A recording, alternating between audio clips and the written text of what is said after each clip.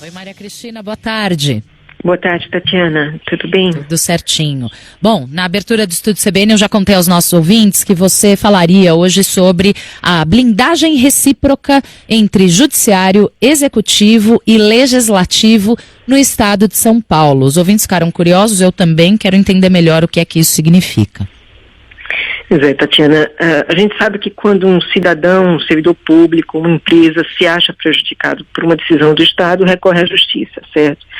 Então, aqui em São Paulo, os recursos contra o Estado vão parar no Tribunal de Justiça, né, que é a segunda instância. E tem uma pesquisadora da Fundação Getúlio Vargas que fez uma tese de doutorado sobre as decisões do TJ, do Tribunal de Justiça. Analisou mais de 500 decisões da presidência do TJ ao longo de 4 anos, de 2012 a 2015. Sabe o que é que ela encontrou?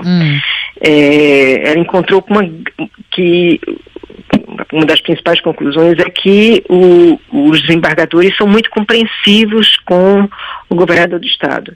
Eles tendem a rejeitar esses recursos, a acatar os recursos do governador do Estado contra essas pessoas, esses servidores, essas empresas que acionam o Estado. Por exemplo, toda penitenciária tem tuberculose, né? Então, os médicos recomendam banho quente. A Defensoria Pública, com base nesses pareceres, entra com a ação para pedir que seja instalado chuveiro que dê conta, pelo menos, desses doentes. Um banho quente, principalmente no inverno, né? Senão esses tuberculosos podem piorar. Então, o TJ rejeitou uma ação nesse sentido, né? Então, não precisa ter banho quente, porque isso custa muito para o Estado. Só tem uma situação em que o Estado é derrotado 100% das vezes, quando questiona a aplicação do teto remuneratório do serviço público, ou seja, do teto do Supremo Tribunal Federal, que deveria ser para todas as carreiras. Então, quando o governador questiona que não quer pagar acima desse teto, ele é derrotado, especialmente quando diz respeito às carreiras do judiciário, que são as mais bem pagas do Estado. Quer dizer que o TJ legisla para ele, nesse caso? Tudo indica que sim, né, Tatiana? Se fosse possível escarafunchar a folha salarial do judiciário paulista, a gente podia afirmar isso com todas as letras. Ela tentou abrir a caixa preta da toga paulista, enfrentou grandes dificuldades, mas conseguiu saber duas coisas. A primeira é que a média, não estamos falando aqui de teto, estamos falando da média da remuneração do judiciário no Estado é de R$ 45.906. Quase 46 mil acima do teto. Já é acima do teto. Já temos aí 11 mil acima do teto. Isto é a média. A segunda é que o governador ganhou da Assembleia a liberdade de requisitar suplementações orçamentárias que apenas no ano de 2015 resultou em 4 acréscimos das verbas do Tribunal de Justiça do Estado. E são acréscimos para quê? São acréscimos para um fundo especial de despesas que é destinado a uma série de penduricários, como auxílio alimentação, auxílio creche, auxílio funeral, auxílio de tudo. A Assembleia parece boazinha, né, com o Judiciário? É muito generosa. A pesquisadora, o nome dela é Luciana Zafalon. Ela levantou uma por uma as 404 proposições relativas ao sistema judicial que foram apresentadas nesse período de 2012 a 2015 à Assembleia Legislativa.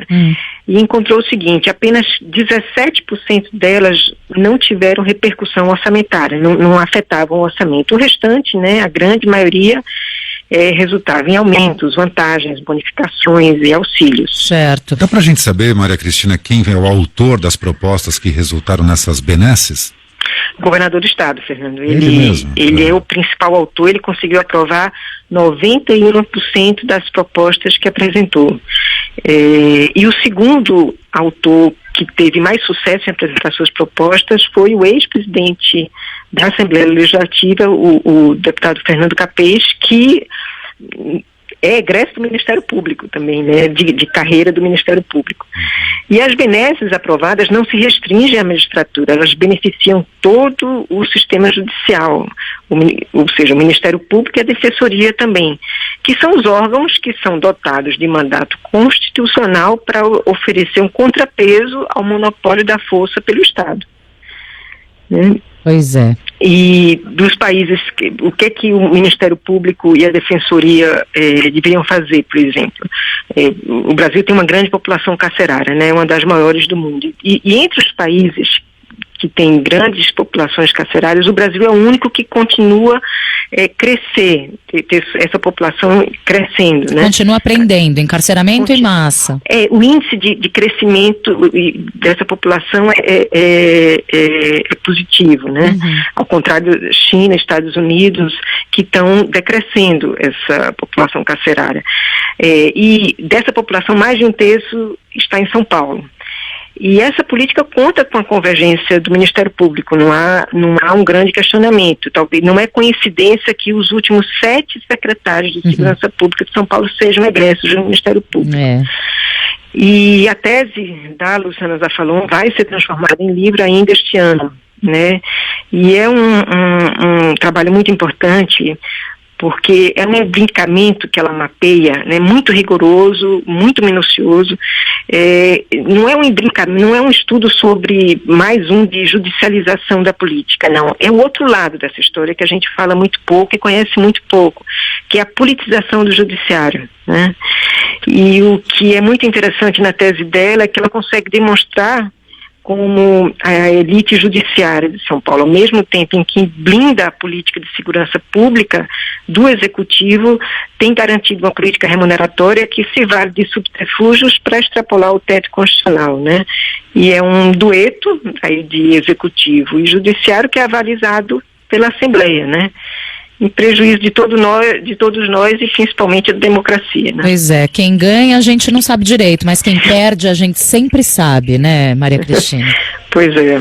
Bom fim de semana, obrigada e até segunda. Eu que agradeço, boa tarde, bom fim de semana para todos vocês e para os ouvintes.